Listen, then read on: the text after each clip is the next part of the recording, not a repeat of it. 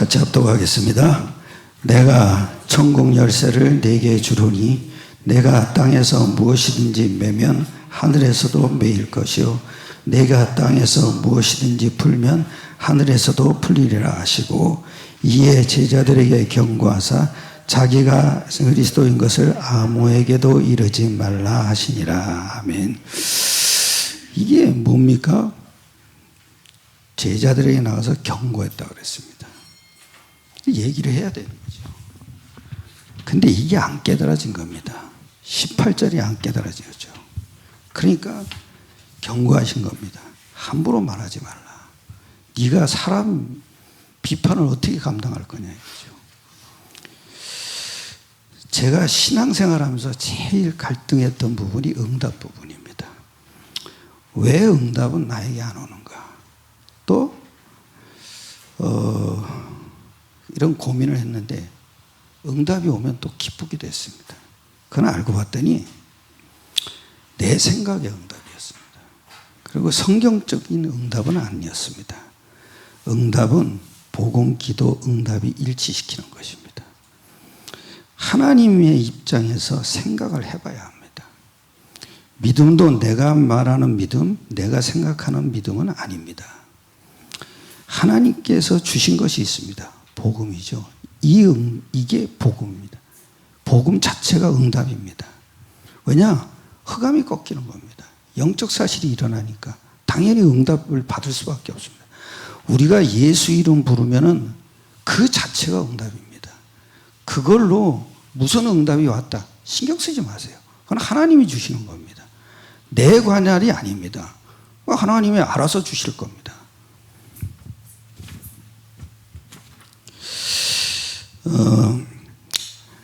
첫 번째죠. 하나님께서 주신 대로 내가 믿음을 갖고 있는가를 생각을 해봐야 됩니다. 하나님의 방법대로 믿음을 갖고 있는가를 생각을 또 해봐야 됩니다. 내가 기도하는 것도 하나님이 원하시는 것을 기도하는가를 생각을 해봐야 됩니다. 하나님이 주시는 응답을 받고 있는가를 하나님 입장에서 생각을 해봐야 됩니다. 하나님 입장은 뭡니까? 복음입니다. 그게 하나님 입장입니다. 우리에게 왜 구원을 주시려고 복음을 줬습니까? 그게 하나님 입장입니다. 하나님이 주신 응답을 받고 있는가를 하나님 입장에서 생각을 해봐야 됩니다. 믿음과 기도와 응답이 복음으로 받고 있는가를 생각을 해봐야 됩니다. 모든 근원은 여기서 시작되고 여기서 끝도 나는 겁니다. 끝도 뭡니까? 복음입니다. 시작도 복음입니다.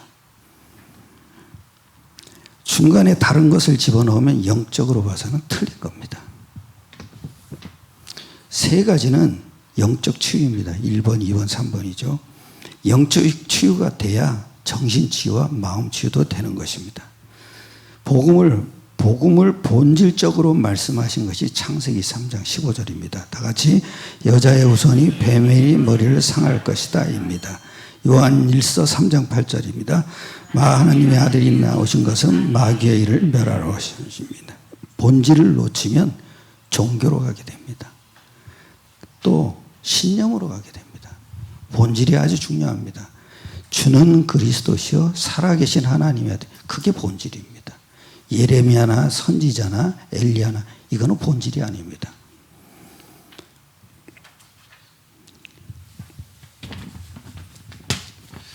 복음을 잘 설명해 놓은 것이 로마서 1장 2절로 4절입니다. 복음을 핵심적으로 말씀을 한 것이 마태복음 16장 16절입니다. 주는 그리스도시요 살아계신 하나님. 이게 복음입니다. 핵심이죠. 복음을 전도자의 수준으로 알고 있어야 하는 것이 사도행전 1장 1절 3절 8절입니다. 1절은 뭡니까? 그리스도입니다. 3절은 뭡니까? 하나님의 나라입니다. 그리고 뭡니까? 성령 체질입니다. 그게 뭐죠? 전도 체질입니다. 우리가 요 그리스도가 각인돼야 됩니다. 우리의 뭡니까? 하나님의 나라가 뿌리 내려야 됩니다. 우리는 전도 체질이 돼야 됩니다. 그게 성령의 역사하시는 것이요. 이것이 온전한 복음입니다. 이 복음을 펼쳐놓은 것이죠. 그게 요한복음 20장 31절입니다. 다 같이요. 오직 이것을 기록함은 너희로 예수께서 하나님의 아들 그리스도이심을 믿게 하려 하며 또 너희로 믿고 그 이름을 힘입어 생명을 얻게 하려 함이라. 하나님의 아들은 뭡니까? 하나님의 아들로 보이지 않으신 하나님의 존재를 확신하는 겁니다.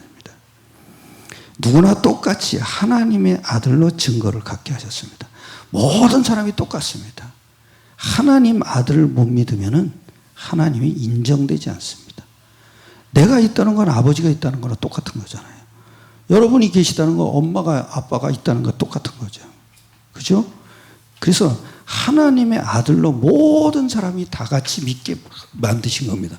왜 그분이 하나님이신데 나는 하나님이다 이래야 되는데 유대인들이 뭐랬는지 나는 하나님의 아들이라니까 하나님과 동등하다고 여겼다고 돌로 치는 겁니다.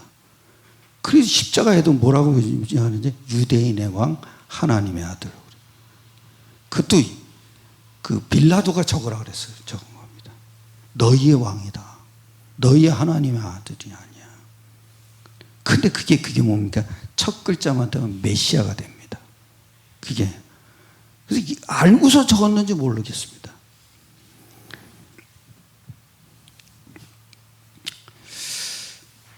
십자가에 죽으셨습니다. 문제가 끝났다는 결론을 갖는 것입니다. 아직도 문제가 잡혀서 문제에 빠져서 고통당하는 것은 아직도 안 끝난 것입니다. 부활하신 것은 뭡니까? 사단의 권세를 깨뜨리신 왕이십니다. 이분이 예수입니다. 예수 이름으로 성령을 보내십니다. 우리가 잘 믿고 안 믿는 것을 믿음으로 확인을 하는 것입니다. 그 성령께서 그걸 확인하는 겁니다. 예수 이름으로 성령을 보내셔서 사도행전 1장 8절이죠. 우리 안에서 권능으로 역사하시는데 땅끝까지 증인되도록 역사하십니다. 하나님이 시키는 일을 했을 때 응답이 옵니다. 미래 보장도 시키는 일을 했을 때 오는 것입니다.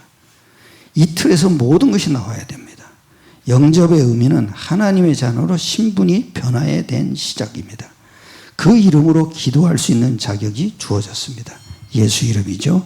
그 이름으로 죄사함을 받았다는 시작입니다.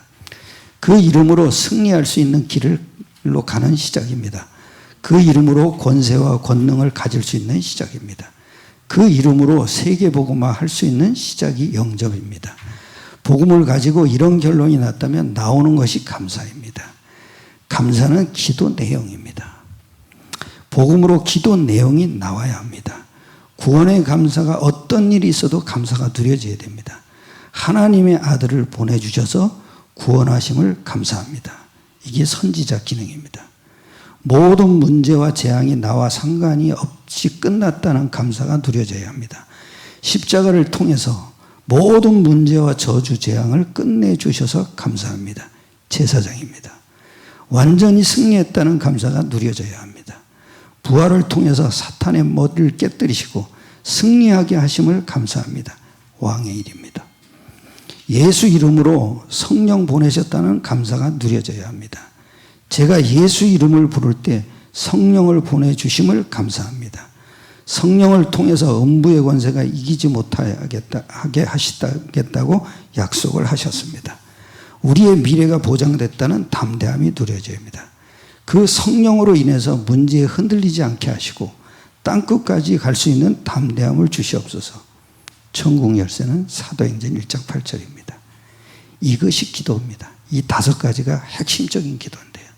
우리는 9가지 기도를 펼쳐놨습니다. 그게 다 뭡니까? 흑암이 꺾이는 기도입니다.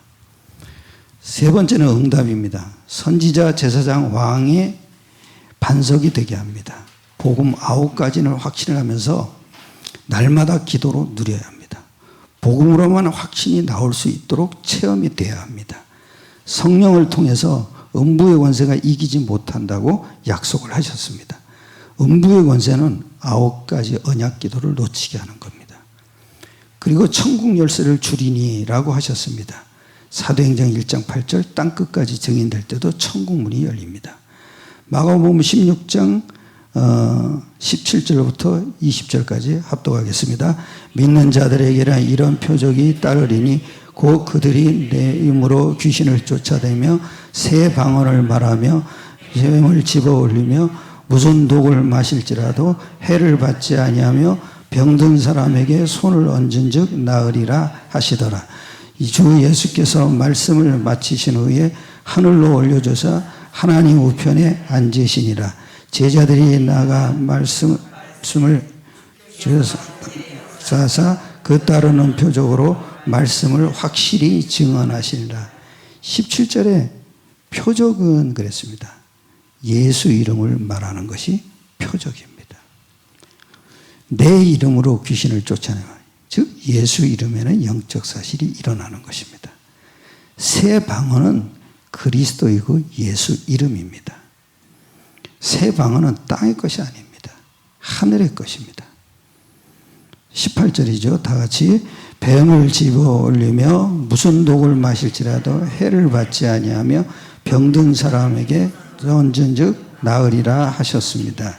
영적 치유와 육신 치유가 다 되는 것입니다. 20절에 주께서 함께 역사하사, 이것이 응답입니다. 바울의 응답이죠. 사도행전 23장 11절을 다 같이 합독하겠습니다. 그날 밤에 주께서 바울 곁에 서서 이르시되 담대하라, 내가 예루살렘에서 나의 일을 증언한 것 같이 로마에서 증언하여야 하리라 하시니라. 담대하라고 하셨습니다. 이 응답은 우리의 것입니다. 바울에게 한 응답을 우리가 주신 겁니다. 담대한 게 응답입니다. 27장 사도행전 27장 24절입니다. 다 같이 바울아 두려워하지 말라. 네가 가이사 앞에 서야겠고 또 하나님께서 너와 함께 하는 자를 다 내게 주셨다 하였으니 그랬습니다. 바울이 가이사 앞에 서고 항해하는 자를 다 내게 주셨다고 하셨습니다. 바울이 받은 응답은 우리의 것입니다.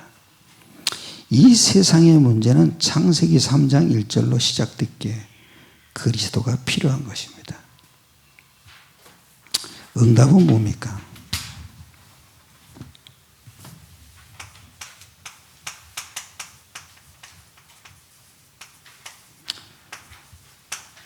여기 대한 확신입니다. 이 확신이 있으면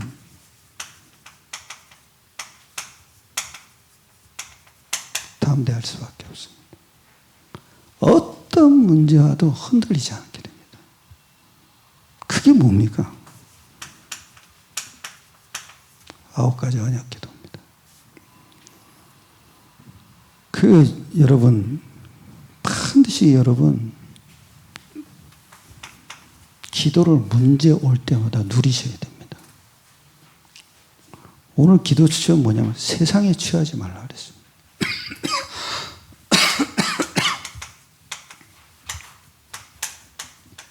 세상을 누리라 그랬습니다. 어떻게 누립니까? 취하면 안 됩니다. 취한다는 건 뭐냐? 빠져드는 겁니다. 보험 9가지 언약 기도를 세상에 적용시키는 겁니다. 그런데 이게 신기한 게 계속 담대함이 생깁니다. 한마디로 간단합니다, 여러분. 예수 이름이 없으면 불안합니다. 예수 이름이 없으면 하늘의 것이 없는 겁니다. 땅의 것으로 살아야 됩니다. 이 사실로 오늘도 응답받으시기 바랍니다. 기도하겠습니다. 하나님께 감사를 드립니다. 우리의 모든 삶이 9가지 언약기도 속에 있어야 됨을 감사드립니다. 세상에 빠지지 않고 세상을 누릴 수 있도록 9가지 언약기도로 모든 세상을 볼 수 있는 눈을 열려지게 축복하여 주옵소서. 모든 것을 주님께 맡겨드립니다. 우리 주 예수 그리스도의 이름으로 감사드리며 기도드렸사옵나이다. 아멘. 자, 승리합시다.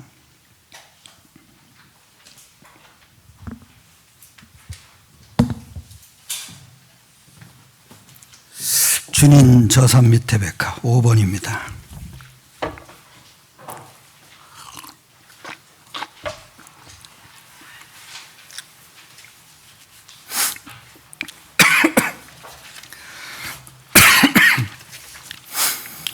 내 진정 사모하는 친구가 되시며 산 밑에 백합하여 빛나는 새벽별 내 마음이 아플 적에 은기로 되시며 나 외로울 때 친구라 주 예수 내 구주 내 모든 쓰라림을 담당하시고 시험을 당할 때에 잠방패 되시네 온 세상 날 버리고 내 험에도 끝까지 나를 딸 길이 주 예수 내 구주 7번 하겠습니다. 갈보리 십자가의 주님 오랜만에 불러봅니다. 갈보리 십자가에 주님을 바라볼 때 하나님 크신 사랑 너무나 고마워라 예수님